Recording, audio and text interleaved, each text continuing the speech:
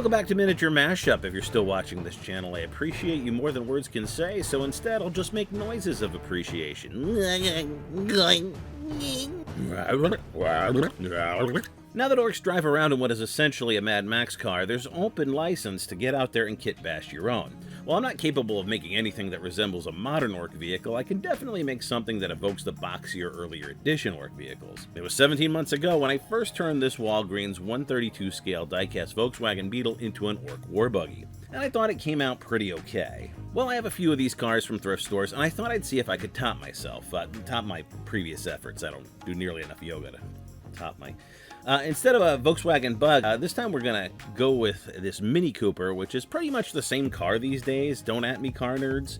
Sometimes I get excited and I begin a project without thinking about making a video, so this one is in progress already, but to catch you up at this point, I've already glued some Matchbox monster truck wheels onto the side of it, and I've taken the dashboard out and flipped it upside down to give it a less familiar look. Other than that, I'm pretty much at the beginning here, sorry.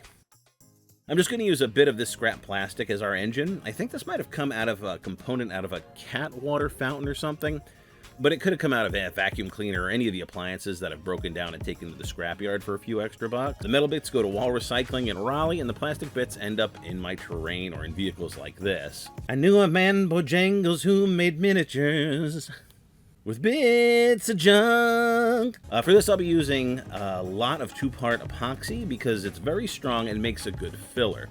Plus, I have a literal bucket full of this stuff. I also like to use my hot glue gun because of its speed, but today I only use the hot glue gun when I'm gluing plastic to plastic. I mean, it also works for things like wood and plastic or wood to wood, but I'm not using any wood today, so just plastic to plastic.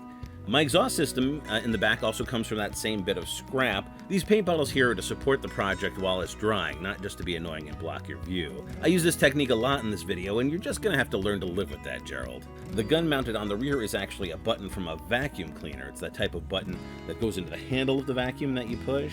I broke one of those down a while ago, and these buttons came out and they had these long stems on them. I have a couple others. They make really cool looking guns. Our engine is a little too simple to be convincing, so I'm going to start adding bits and bobs to it, just to kind of give it a little more.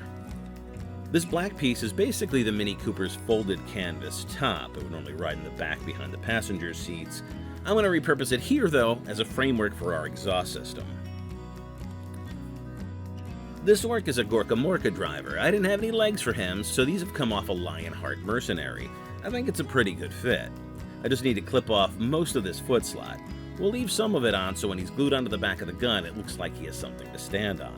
This bit is going to be our armored grill guard, and it's the back of a Chameleon Zoids model. This was one of 3 models that were at the dollar store where I lived about 20 years ago. This is from the Zoids 1999 line. And back then, my hand to God, they used to cost $1. I worked at a call center. I used to get them and put them together as I was working. They were an amazing bargain back then. I wanted to get some pics of this model for this video, and I was aghast to see them going for $20 a piece on eBay. Some people asking for as much as $50. Now, they're great models, but man, that's insane.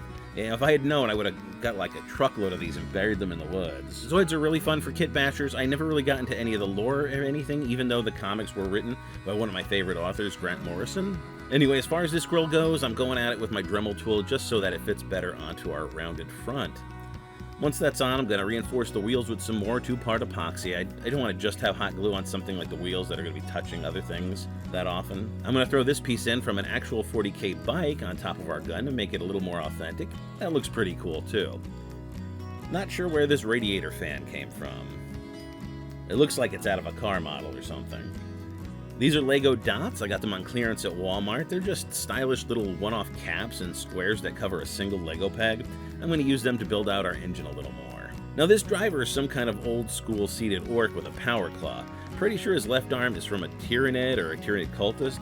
I didn't put him together. He just came in a box of orc bits I bought off of eBay. If anyone recognizes this model, please let me know what's going on here. I couldn't find him anywhere, but I think he works pretty good, and I wasn't going to let him languish in storage forever. I don't know what this weird-looking spotlight is, but this seems like a good place for it, and I'll be propping it and the gunner up while the two-part epoxy sets in. I make a lot of use out of these Clone Wars Monopoly pieces. I grabbed a copy from a thrift store for just $1 a long time ago, and I just wanted the dice and the game pieces. What a deal, right? And I'm going to chop up the hotels and add them to my engine, and I'm going to throw one of the houses on top of the gun. Again, it's going to add more of that sort of technical sci-fi detail stuff that this model's really lacking. Okay, now to add some classic orc metal plating to our vehicle. This gives it that ramshackle look, breaks up the smooth lines of the Mini Cooper.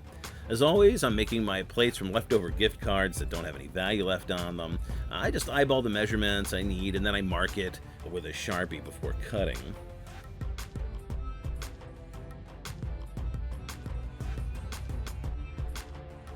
I just have to remark on this. There's an old library card on the side of the car, and it looks like an ad on the side of a bus.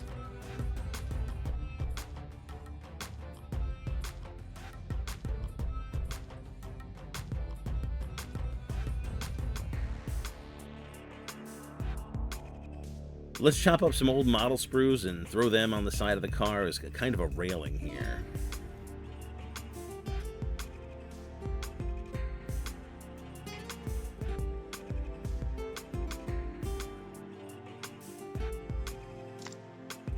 Hot glue is perfect for the plating because it sets up so quickly.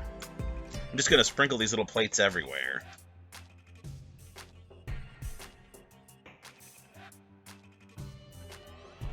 Time to add the rivets. For these I use very small jewel beads. They came in a tube, about $1 for the whole tube, and that tube can make many cars like this. Here's the finished build. I know it looks crazy now, like some kind of Barbie doll goes to Burning Man playset, but some paint will fix it up in a hurry. Wow, that's good spray paint. I'm not going to inhale that much of this. I still got a lot of painting to do. So you always want to paint from the inside out. I'm going to start with the interior and our pilot. I like to add dark blue highlight to our metal undercoating. Blue undercoat just makes the engine a little more interesting to look at than simple dry brushing of metal over black. I took a few coats of red to get a good base layer on the vehicle. I do wish my hand was in the painting shots a lot less than it is. I don't have the best setup here for this. I'm a big fan of brown washes on orcs over blue or dark green. I feel like the green kind of looks like algae. The dark blue is a little better, but brown is kind of the perfect shadow for orcs. It kind of implies dirt, makes them look a little more organic. Am I alone in that? How do you guys feel about washes on your orcs? I'm going to dry brush some highlights onto our orc vehicle, just going with a mix of red and orange here, just working it up a little bit. The undercoat on our rivets is going to be an orangey brown, and to simulate rusty runoff, I do kind of do it sloppy, and I'll do kind of sort of a streak coming out of there. And then I go over them with a little silver dry brushing. They kind of look like chocolate chips, but then again, to me, everything does. I'm pre-diabetic.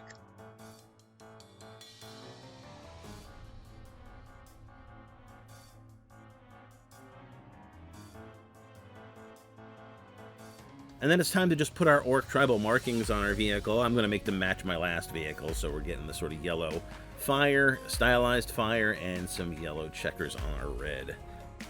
The tribal painting is a great chance to practice my freehand, and I think it really sells it. Otherwise, this model would be pretty plain when it was finished. Let's dry brush some copper onto the engine.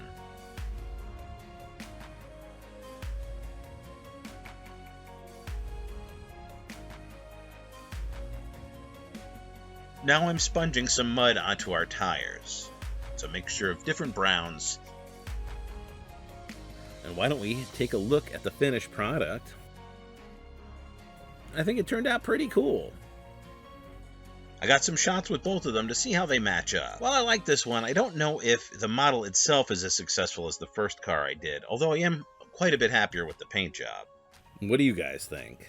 As always, thanks for watching. Please hit the like and subscribe. It doesn't cost you anything. If you'd like to see this project or other projects we've done in the past, why not come over to our Facebook page, give us a like, say hi to the community there. It's a bunch of good people.